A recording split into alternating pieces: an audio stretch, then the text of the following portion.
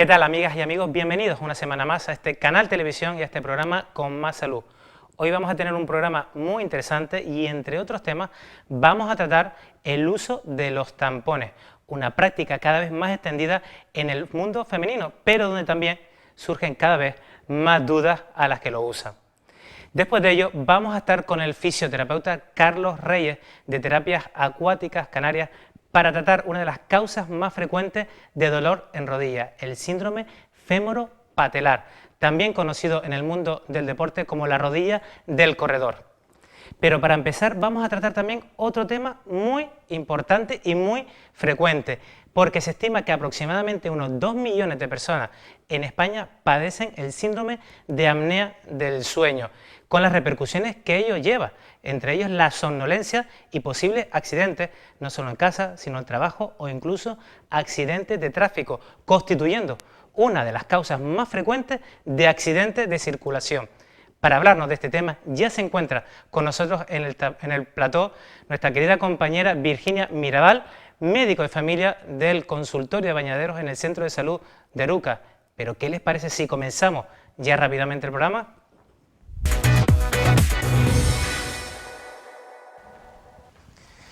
Virginia Mirabal, muchas gracias por venir. Virginia es médico de familia en el consultorio de bañaderos en el Centro de Salud de Aruca.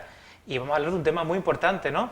Exactamente, de la apnea del sueño, el síndrome de la apnea del sueño. ¿Y en qué consiste realmente el síndrome de la apnea del sueño? Bueno, el síndrome consiste en episodios repetidos de paradas de la respiración durante la noche. Más allá de las paradas que puede tener cualquier persona, que son de corta duración, estas paradas de la respiración de la apnea del sueño duran más de 10 segundos y se acompañan de ronquido y de excesiva somnolencia durante el día. Y como dices, deben ser repetidas. Deben ser repetidas y deben durar más de 10 segundos para considerarse parte del síndrome junto con los otros dos síntomas. Aunque yo lo nombré al principio del programa, ¿nos podrías decir por qué realmente es importante, y estas son las razones por las que hemos puesto este tema en este programa, por qué es importante hablar de la apnea del sueño? Primero, por su elevada prevalencia, porque afecta entre un 3 y un 6% de la población.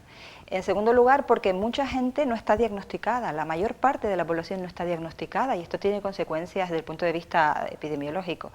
Y en tercer lugar, porque se asocia a hipertensión, ¿no? Pues puede ser causa de hipertensión, puede ser causa de angina, infarto, complicaciones cardíacas, arritmias, y incluso de accidentes de tráfico por la excesiva somnolencia diurna. Está presente hasta en un 20% de las personas con accidentes de tráfico, también accidentes laborales y accidentes domésticos. Generalmente, para que una enfermedad se desarrolle, pues tiene que haber unos factores de riesgo, ¿no? En el caso de la apnea del sueño, del síndrome de la apnea del sueño, ¿cuáles son esos factores de riesgo? Pues los factores de riesgo son fundamentalmente la edad. Cuanto más edad, más probabilidad de tener apnea del sueño. La obesidad es uno de los factores fundamentales. Luego, sustancias que pueden ser depresoras del sistema nervioso central, como por ejemplo el alcohol, algunas pastillas para dormir, los sedantes, los tranquilizantes, algunos antidepresivos, alteraciones en la vía aérea superior, como son por ejemplo hipertrofia de amígdalas, congestión nasal por rinitis crónica, pólipos nasales, personas que tienen la mandíbula retraída o cuello corto. La posición al dormir, por ejemplo, las personas que duermen en decúbito supino, es decir, boca arriba, tienen más frecuencia de ronquidos.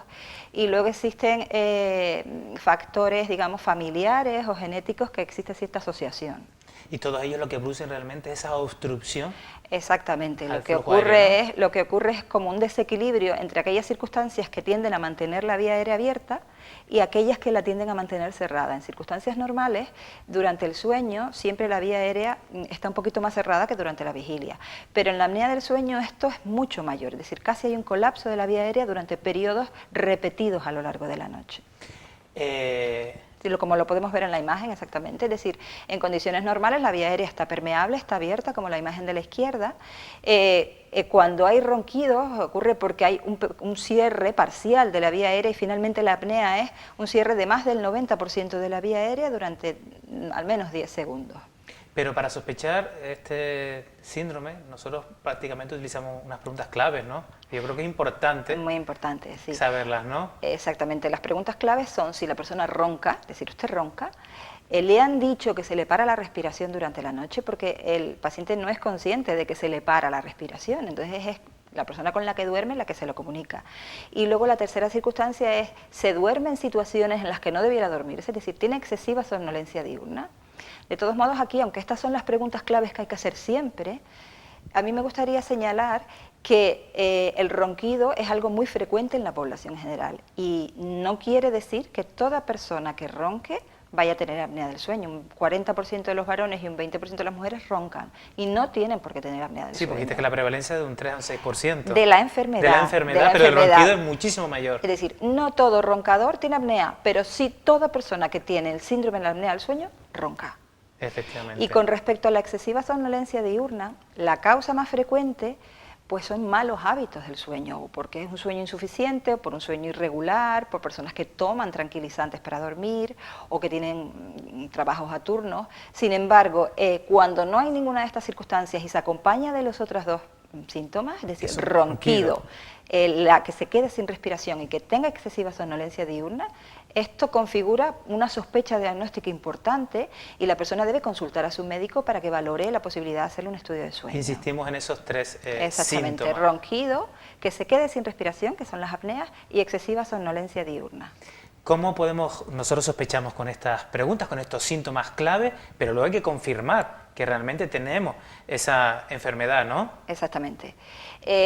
A nivel de atención primaria podemos presentar, aparte de los síntomas que nos comunica el paciente, pasar lo que se llama el test de Epworth, que es un test que valora la probabilidad de quedarse dormido de 0 a 3, que es el máximo, en distintas circunstancias. Esto se le puede administrar al paciente para que lo rellene o en la sala de espera o en su propia casa, o incluso el paciente, si lo sospecha, puede acceder por internet al test de Epworth y puntuar desde sentado leyendo, o viendo la televisión, o en una sala de espera, en un cine, o si va en un medio de transporte, o bien, por ejemplo, como copiloto en un coche, y lo que es peor, conduciendo. Entonces, cuando el test de Epworth tiene una puntuación mayor o igual a 12, se considera que es patológico y debiera por sí solo ya exigir la realización de un estudio de sueño. Importante, eso también, las tres preguntas clave y el test de Epworth. El test de Epworth. Pero hay que confirmarlo con una prueba realmente eficaz. Con una prueba diagnóstica. Bien, la prueba de referencia es la polisomnografía nocturna. Es una prueba que exige que la persona esté ingresada una noche en el hospital, debe pasar al menos 7 horas, porque hay que monitorizarlo con variables electrocardiográficas, respiratorias, de movimientos musculares, del tórax, del abdomen, y también necesita estar supervisado por un técnico. Entonces, es una prueba costosa que, como digo, exige que el paciente esté en el hospital. No todos los servicios tienen polisomnógrafos o tienen uno, entonces esto genera mucha lista de espera. Claro. Entonces, ante esta dificultad existe otra prueba, que es la poligrafía respiratoria. Es una prueba que se hace con un aparato portátil, viene un técnico a instalártelo a casa, te lo pone y tú puedes dormir en casa y por la mañana vuelve el técnico a recogerlo. Mide menos variables, pero es muy útil en aquellas circunstancias en las que hay una sospecha moderada o alta de apnea del sueño. Y luego existe una tercera prueba que no es diagnóstica en sí, es la oximetría nocturna. Lo que mide, para lo que no es útil esta prueba, es para saber a qué personas hay que hacerles la prueba, la poligrafía respiratoria y aquellas que no. Es decir, es como un screening. Si es negativa la oximetría nocturna, no hay que hacer la prueba, pero si es positiva, no diagnostica, sino que nos exige hacerle la otra prueba. Hacerle más estudios, efectivamente. Para eso sirve una prueba de screening. Exactamente. Y bueno, una vez que ya tenemos la sospecha con las preguntas clave y el test de Epworth, estamos con un diagnóstico ya a través de las diferentes pruebas, hay que poner un tratamiento. En efecto. ¿Y qué es lo más importante en este tratamiento? Pues lo más importante en este tratamiento, como en casi todos los tratamientos, es lo que llamamos las medidas higiénico-dietéticas, es decir, aquellas circunstancias que tengan nuestro alcance y que puedan corregir parte o totalmente la enfermedad. Por ejemplo, y que muchas de ellas dependen del propio paciente. Del propio paciente, en efecto. Por ejemplo, evitar sedantes, relajantes, tranquilizantes, tabaco, alcohol, pero lo fundamental yo diría que es perder peso, porque la obesidad es tan importante en la apnea del sueño, está tan en relación con la apnea del sueño, que muchas personas que normalizan su peso, desaparece la apnea del sueño.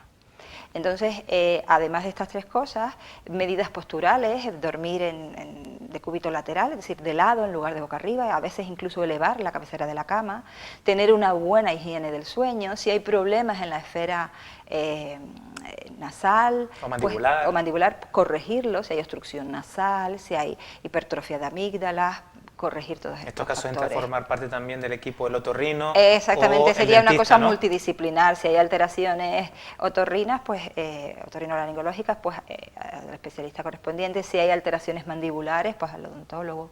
Pero aquí lo importante, como dices tú, Al porque el 80%... alcance del paciente, fundamentalmente, bajar de peso, buena higiene del sueño y evitar irritantes o relajantes o depresores del sistema nervioso central, que serían todas las pastillas que desgraciadamente se usan tanto para dormir, ¿no?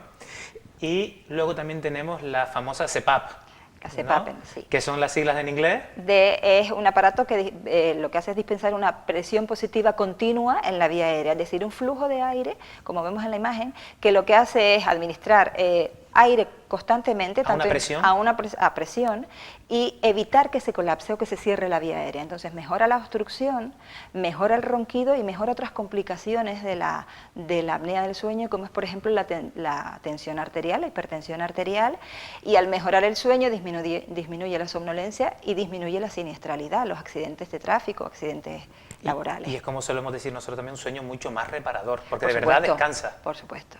Vale, pero a veces también es un poquito molesta esta máquina, ¿no? Sí, puede ser incómoda en los primeros días, las primeras semanas, por las molestias locales que ocasiona, puede ocasionar conjuntivitis, sequedad oral, sequedad nasal, lagrimeo, ronquera. Adaptarse a eso, Sí, ¿no? además es un aparato que hace ruido, pero no a lo mejor no tanto ruido como el ronquido. En definitiva, son complicaciones que aparecen al inicio, que son transitorias y que la mejoría que experimenta el paciente es tanta que finalmente el paciente se adapta bien una vez que se regule la presión esa que se le administra y el paciente mejora muchísimo. Pero en algunos casos también hay otros tratamientos, ¿no?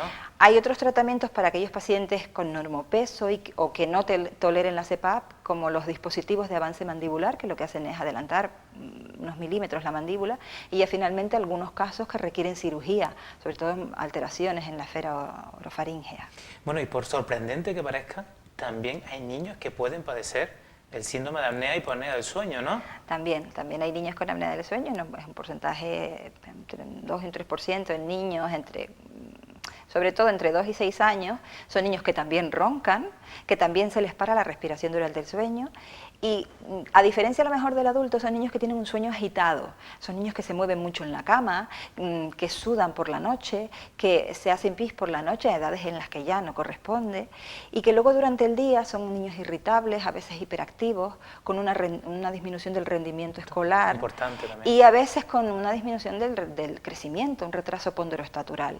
La causa más frecuente de la apnea del sueño infantil es la hipertrofia de las vegetaciones que se llaman de las adenoides y de las amígdalas. Por tanto, el tratamiento en estos casos es la adenoamigdalectomía, que mejora casi más del 70% de los niños mejoran. Y luego no olvidar vigilar, porque son niños en crecimiento, alteraciones odontológicas. Y también están los casos con niños con sobrepeso y obesidad. También. Que también es importante También. destacarlo, ¿no? Bueno, Vicky, se te llamó este programa para hablar de este tema tan importante, pero me gustaría que nos dieras tus propias conclusiones para que la gente saliera con un mensaje de esta entrevista. Muy bien. Yo creo que el mensaje fundamental es sospecharlo, es decir, una persona que ronca, que se le para la respiración durante el sueño y que tiene mucho sueño durante el día, esa persona debe consultar a su médico, porque ahí hay una sospecha muy alta de apnea del sueño. Que una de las causas fundamentales es la obesidad, por tanto es fundamental controlar el peso, porque controlando el peso muchas veces se controla la apnea del sueño. Que evitemos sedantes, que evitemos el uso y abuso de sedantes, tranquilizantes, ansiolíticos, y si no queda más remedio que usar alguno, utilizar aquellos hipnóticos que no afectan tanto a este problema. Sobre todo los de larga duración, ¿no? Los que son de menos inducción. Vicky, ha sido un placer tenerte en este programa. Por fin te pude convencer para que vinieras. Te espero más adelante. Bueno. Tú sabes que ya me encanta estar contigo y compartir contigo toda la medicina que podamos. Muchas gracias, Pedro. Bueno, y nosotros les dejamos ahora con el siguiente reportaje, como les dije al principio del programa, sobre el uso y sobre las dudas que algunas mujeres y sobre todo adolescentes les surgen con el uso de los tampones.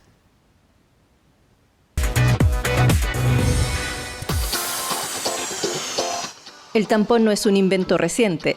Las mujeres egipcias, asirias y babilónicas de clases privilegiadas utilizaban papiro ablandado, mientras que las de clases populares empleaban caña acuática suavizada como protección interna. Los tampones actuales derivan directamente de los utilizados por los médicos del siglo XVIII para aplicar antisépticos y controlar la hemorragia. Fue el doctor Earl Haas quien en los años 20 diseñó el primer tampón moderno que se comercializó con la marca Tampax. Muchas son las dudas que surgen acerca de los tampones, por lo que vamos a intentar aclarar algunas de ellas. ¿A qué edad puedo empezar a utilizarlos? La edad no es un factor determinante para el uso de tampones. Si al usar un tampón se genera sangrado, es señal de que podría haberse lastimado el himen, pero usualmente se requiere de un objeto de diámetro mucho mayor para que un himen se rompa, que al final es lo que determina la virginidad. ¿Pueden producir infecciones? Las sustancias con las que se fabrican los tampones no son tóxicas, no alteran el ecosistema vaginal y son compatibles dermatológicamente con la mucosa vaginal. Cuando el tampón es dejado dentro de la vagina más tiempo de lo necesario, se crea un ambiente perfecto para que puedan crecer algunos tipos de hongos, como las cándidas, que son causa frecuente de vaginitis, o bacterias como las garnerelas o incluso otras más raras en esta zona como el Staphylococcus aureus, que pueden producir un cuadro que se denomina síndrome de shock tóxico, que puede ser potencialmente peligroso. ¿Pueden producir cáncer? Las investigaciones realizadas durante más de 50 años demuestran que no existe evidencia científica de que los tampones tengan relación con ningún tipo de cáncer. ¿Bloquean el flujo menstrual? El tampón absorbe el flujo menstrual hasta que se satura su capacidad. Llegado a este límite, el flujo restante continúa su salida por el canal vaginal, por lo que no bloquea la salida del mismo. ¿Pueden quedar fibras del tampón dentro de la vagina? Esto puede ocurrir durante los días de flujo escaso, si se utiliza un tampón de mayor absorción de la que se necesita o si se cambia con demasiada frecuencia. Pero estas fibras son eliminadas naturalmente por la vagina y no provocan ningún trastorno en mujeres sanas. ¿Se puede utilizar un dispositivo intrauterino DIU y tampones? El DIU se inserta en el útero mientras que los tampones se colocan en la vagina. Al tratarse de órganos distintos, no interfieren el uno con el otro. ¿Puede salirse el tampón durante el uso? Los músculos que rodean la entrada de la vagina mantienen el tampón en su sitio e impiden, por ejemplo, la entrada de agua al nadar o ducharse. Sin embargo, algunas mujeres pueden notar cómo el tampón se desliza hasta sentirlo en la apertura vaginal. Esto es más frecuente en las mujeres que han tenido hijos durante una deposición intestinal o al orinar, debido al aumento de la presión abdominal. El tampón tiende a deslizarse cuando está saturado y listo para ser cambiado. ¿Se puede perder el tampón dentro del cuerpo? Es imposible que el tampón pase de la vagina al útero, ya que el orificio que comunica ambos órganos es demasiado pequeño. ¿Puede quedarse atrapado en la vagina? En ocasiones, un tampón puede ser difícil de extraer, entre otras causas porque es pequeño o porque la vagina se encuentre muy seca. Si no se consiguiera extraerlo al tirar del cordón, debe intentar relajarse, ya que si está en tensión, los músculos de la vagina se contraen y esto dificultará su extracción. Para evitar problemas con los tampones, siga estas instrucciones al utilizarlos. Cambie sus tampones frecuentemente, al menos cada 4 u 8 horas, o más seguido si es necesario. Escoja un tampón de absorbencia correcta. Utilice tampones de tamaño pequeño cuando el flujo menstrual sea ligero. No use tampones superabsorbentes si su flujo no es muy abundante. Utilice toallas femeninas y tampones de forma alterna, por ejemplo, usando las toallas femeninas por la noche y tampones durante el día. Y por último, lave siempre sus manos antes de insertar o sacar un tampón.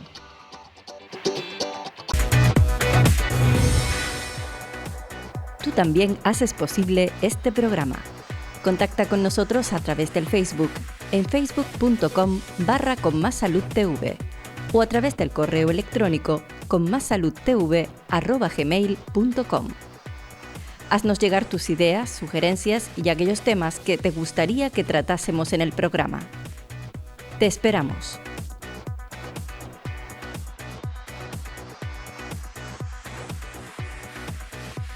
Como les dije al principio del programa, el dolor de rodilla es una de las causas más frecuentes de consulta.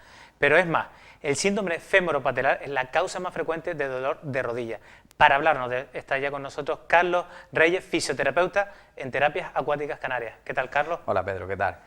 Bien, aquí agradecido de estar con ustedes para hablar un poquito sobre el síndrome tan famoso femoropatelar. Sí, y tan frecuente. Y tan frecuente. ¿Qué te parece para que los telespectadores puedan situarse un poquito más en esta compleja articulación? Ponemos el siguiente vídeo y luego seguimos con la entrevista. Perfecto.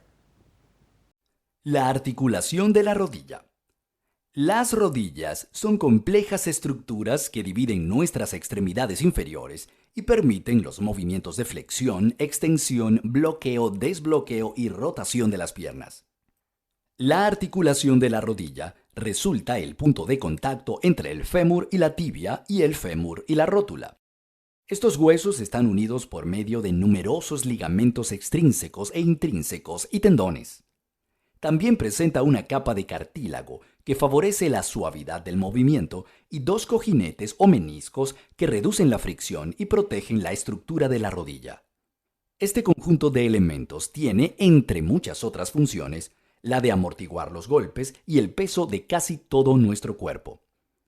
Muchas veces olvidamos lo importantes que son las rodillas para realizar acciones cotidianas tan simples como ponerse de pie, caminar y correr, y en actividades que requieren coordinación y fuerza como lo es subir escaleras.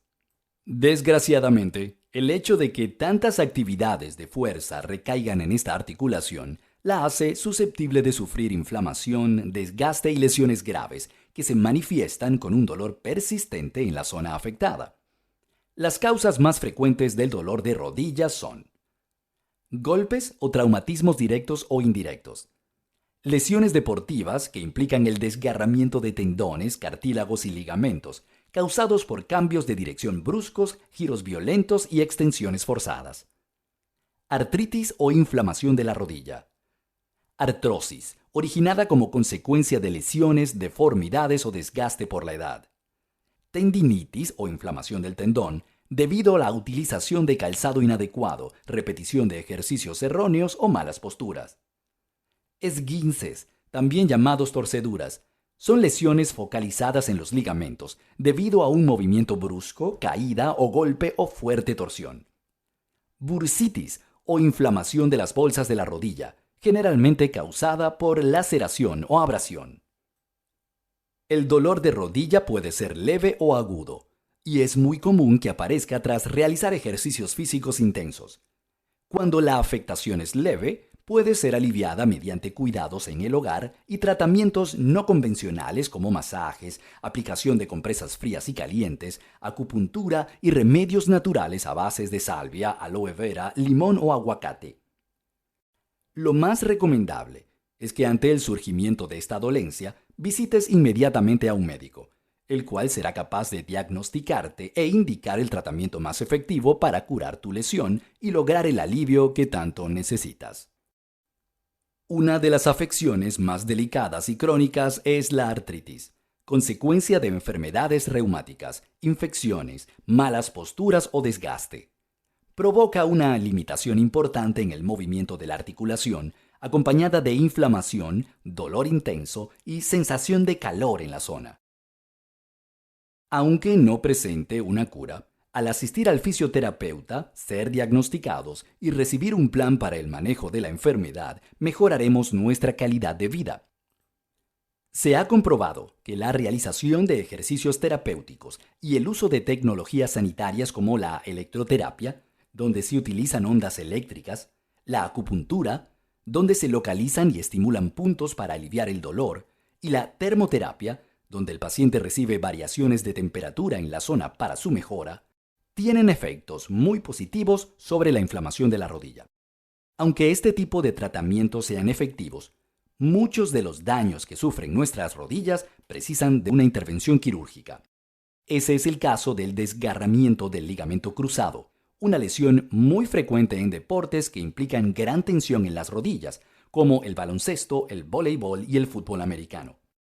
La artroscopia es la técnica quirúrgica que consiste en la introducción de un tubo rígido llamado artroscopio en la articulación, el cual tiene conectada una cámara que permite al cirujano observar las estructuras internas en un monitor y así realizar una cirugía rápida para reforzar el ligamento lesionado. De esta manera, se favorece la recuperación del paciente en unas pocas semanas. Para prevenir el dolor de rodillas, te recomendamos cambiar de posición cada cierto tiempo, practicar ejercicios de bajo impacto y estiramientos que desarrollarán tu musculatura, además de usar zapatos bajos y cómodos, sobre todo si vas a correr.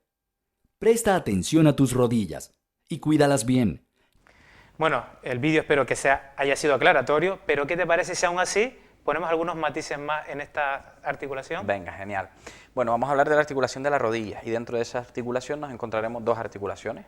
Una primera articulación entre el fémur, que es el hueso grande que tenemos en el muslo, y la tibia, y esa articulación epicondilia. Son dos formas circulares sobre una superficie plana.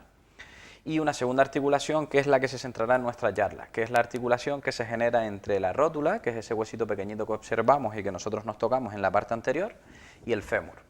Esa articulación, al ser de esta característica, pues es un poco inestable y tiene también sus mecanismos para intentar hacerse un poquito más fuerte y por tanto estable, ¿no? Exactamente. Y precisamente para eso nuestra rodilla posee numerosos mecanismos de fijación, numerosas estructuras que le dan fijación, como observamos los cruzados, que son muy famosos en deportistas, y los ligamentos laterales. Que son los que se sitúan a ambos lados de cada rodilla, ¿no? Exactamente. También reseñar, los meniscos, que es súper importante en la articulación femorotibial, porque al ser circulares dan congruencia, dan estabilidad a la articulación. Exactamente, permite esa mejor movilidad, engranaje, ¿no? Engranaje, exactamente. Y aparte de eso también está el sistema muscular. Súper importante porque en la rodilla nos encontramos grandes grupos musculares y una de las causas que hablaremos luego será el desbalance o la falta de coordinación entre una musculatura y otra. Efectivamente. Y aquí está el hueso que vamos a hablar hoy, que más afecta, que es la patela o la rótula. Exactamente. Apreciamos en la imagen de la izquierda como la rótula posee una base que es en la parte superior de la rodilla y posee un vértice que es en la parte inferior. La rótula se encuentra fijada por el tendón cuadricipital en la parte superior, que es el que nos une al cuádriceps, y por el tendón rotuliano, que es la inserción o es donde se inserta en la tuberosidad tibial anterior. Es una forma de poder fijar y que no se mueva mucho, ¿no? Es una forma de fijación. Pero parece que cuando lo tocamos este hueso es plano, que sería la superficie anterior de esta rótula, pero la parte de atrás no es tan plana. En la parte posterior no es plana. De ahí que en los cóndilos que hablábamos antes posea un canal, y existe un canal donde la rótula tiene su movimiento. Sí, porque ahí la parte de atrás tiene esa cresta, que lo podemos ver en esta imagen, que se mete en medio de ese valle, para que pueda encajar y pueda hacerse correctamente los movimientos de flexión y extensión de la rodilla, ¿no? Aquí se aprecia perfectamente cómo existe ese canal donde la rótula tiene que jugar. Es más, una de las causas que hablaremos luego es que esa rótula no se encuentre en su lugar. Efectivamente. ¿Qué síntomas puede producir el síndrome fémoro-patelar? Bueno, primero hablar que la prevalencia de esta lesión es más alta en mujeres y es más alta en mujeres jóvenes que realizan deporte. No solo está en ellas, pero es una prevalencia mayor. Se suele dar en cualquier factor poblacional, pues de gente joven hasta gente adulta. Los síntomas con los que suele cursar suele ser un dolor difuso, suele haber un dolor que el paciente no suele localizar a punta de dedo, sino puede ser por toda la articulación. Otra característica es que puede ser bilateral, normalmente cursa en las dos rodillas. Y uno de los el tercer factor... O empezar por una y después continuar con la otra, ¿no? Exactamente. Y el tercer factor que se suele dar es rigidez, sobre todo a la flexión. Cuando doblamos excesivamente la rodilla es cuando la rótula más se coapta y es cuando suele generar una sensación mayor de rigidez. Pero aunque se produzca más en personas jóvenes y la artrosis se produce más en personas mayores, hay unos síntomas que se diferencian un poquito unos de otros, ¿no? Sí, con la artrosis tenemos ahí problemas. ¿Por qué? Porque la artrosis también suele generarse un dolor difuso. Pero ante la duda siempre mandamos una prueba visual, mandamos una simple radiografía donde podamos apreciar la calidad del hueso. ¿Qué factores son los que pueden producir este síndrome? Bueno, pues podemos englobarlos en dos tipos de factores, unos factores intrínsecos que van en la morfología de la persona y unos factores extrínsecos. Dentro de los factores intrínsecos, lo que nosotros poseemos, podemos trabajar o podemos valorar la alineación de las rodillas. Y aquí me quiero poner en pie porque quiero exagerar el genu varu y el genu valgus. Venga, explícanos. En un principio se pueden haber dos alteraciones, una alteración con las rodillas en X, que se denomina genu valgum, y una alteración con las rodillas en círculo, que se denomina genu varu. Podemos hablar que la población tiene la tendencia al genu valgo, pero no exageradamente. Eso tendríamos que valorarlo. O sea, y eso mismo sería ya una inestabilidad. Ya eso es un factor con el que la rótula puede cursar con mayor inestabilidad. No tiene por qué estar relacionado, pero tenemos que valorarlo. Otros son también esas propias alteraciones morfológicas en los pies, como vemos en la imagen, ¿no? Exactamente. Es súper importante lo que hablamos de la hiperpronación. La hiperpronación es cuando nuestro tobillo se va excesivamente a interno y, como se aprecia en la imagen de la izquierda, nuestro tobillo cae hacia adentro. Eso es un factor de riesgo porque esa hiperpronación a la vez va a condicionar el movimiento de esa rodilla. Sí, como siempre te lo explico, ¿no? Que esto es una palanca. Lo que hagas abajo se afecta aquí y al final también termina en la zona lumbar, ¿eh? Exactamente, por eso tenemos que trabajar o tenemos que valorar y veremos que cuando nosotros valoramos a estos pacientes, lo valoramos de manera global. ¿Y qué factores extrínsecos que no pertenecen al propio cuerpo podemos tener? Pues bueno, aquí tenemos que valorar la cantidad de ejercicio que realizamos. O sea, tenemos que tener una planificación de la cantidad de ejercicio que nosotros realizamos. Y especialmente, como vemos aquí, un control del ejercicio en carga. En carga significa en el cual nosotros traslademos nuestro peso sobre nuestro tobillo, sobre nuestra rodilla. Un segundo factor que tenemos que valorar es los objetivos que nosotros nos ponemos a la hora de realizar deporte. Ponernos objetivos en los cuales sean fácil de alcanzar. Y un tercer factor que tenemos que tener muy en cuenta es el calzado, el material con el cual nosotros aplicamos actividad física o deporte. Se dice muchas veces también que la superficie sobre la que corremos tiene que ver que hay de cierto en ello, de evidencia científica. Evidencia no existe, a día de hoy no existe evidencia científica de que las superficies duras generen una mayor relación a tener este tipo de lesiones. Sí es cierto que esas superficies poseen menor capacidad de absorción y el impacto, ¿no? se va a relacionar mayor, va a ser mayor. Muchas veces cuando nosotros los propios médicos hablamos del síndrome femoropatelar, lo podemos confundir con una de las causas del propio síndrome femoropatelar, que es la condromalacia rotuliana, pero no son sinónimos. Para nada, no son sinónimos. Es más, normalmente el inicio de las condropatías o de las lesiones condrales son los síndromes femoropatelares, ¿vale? En un inicio normalmente suele haber un desajuste a nivel de la rótula y ese desajuste va a generar un rozamiento mayor. Y ese rozamiento mayor es el que va a generar un desgaste mayor de ese cartílago. Como si fuese una artrosis de ese cartílago interno que posee la rótula. La fase final de una condromalacia se denomina artrosis. Artrosis. Al principio sería... Lo denominamos, va por estadio, va en 4 estadios y normalmente el estadio 3 y 4 ya nos acerca a la artrosis. Vale. Artrosis, pero no de la articulación concreta, sino en este caso de la rótula. Exacto. De este huesito que tenemos delante.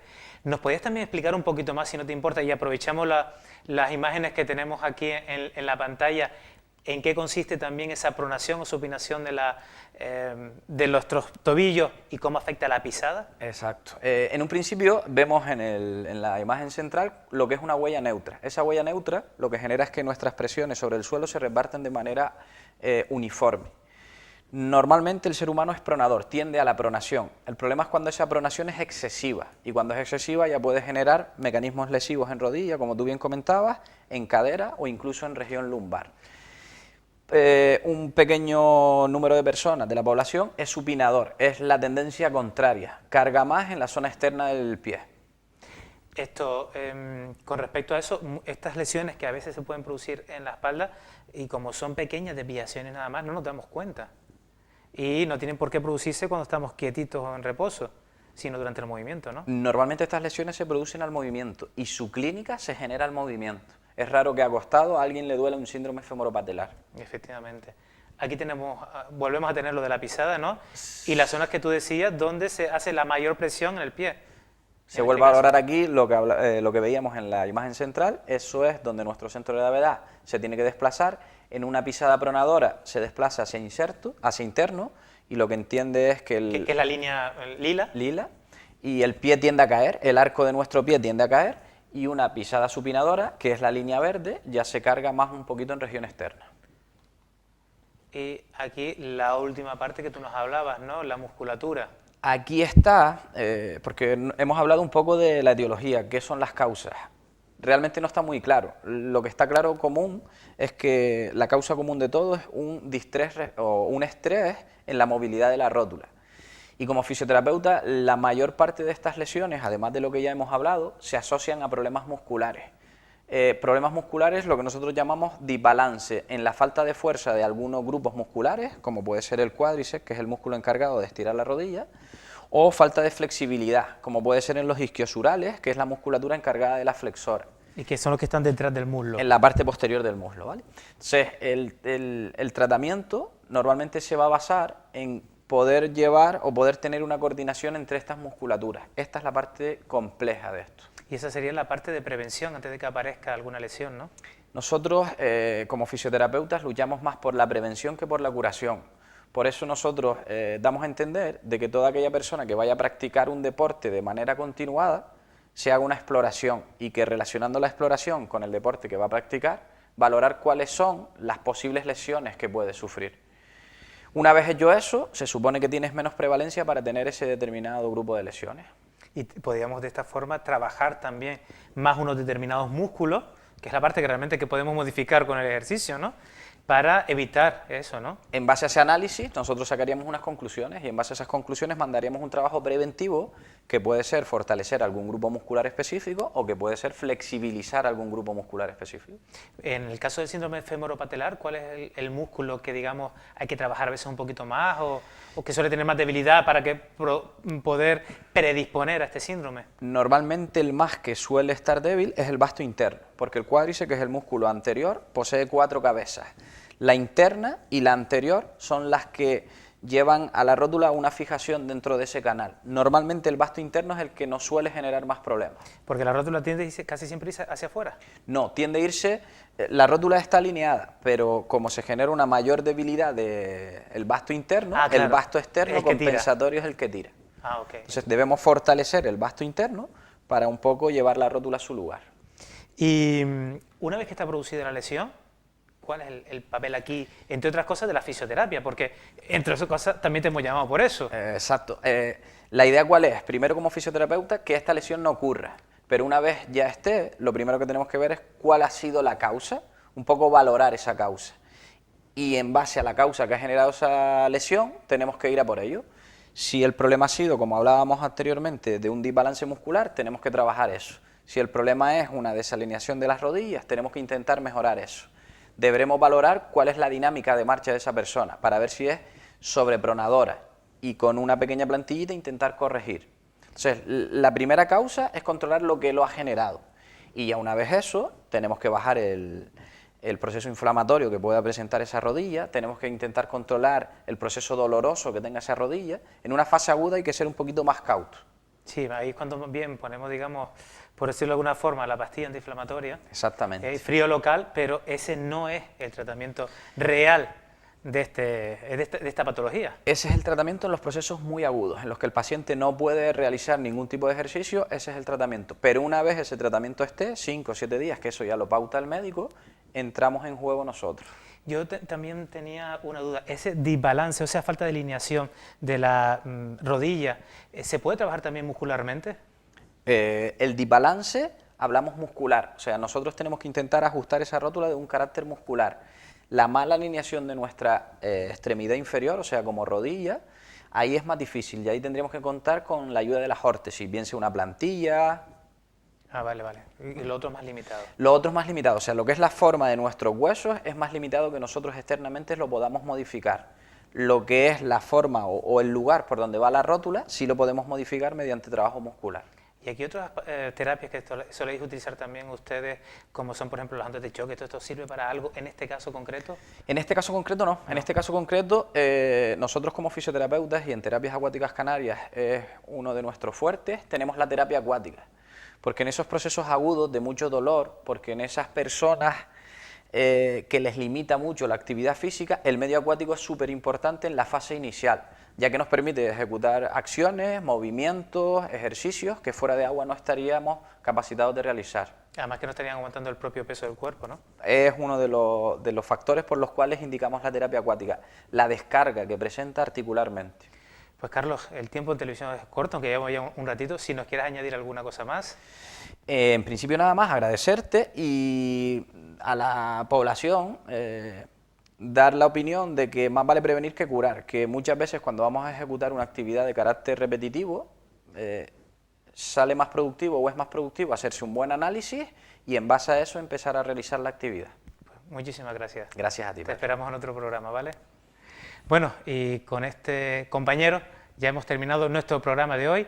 Les espero la semana que viene en este mismo canal televisión y en este mismo programa con Más Salud.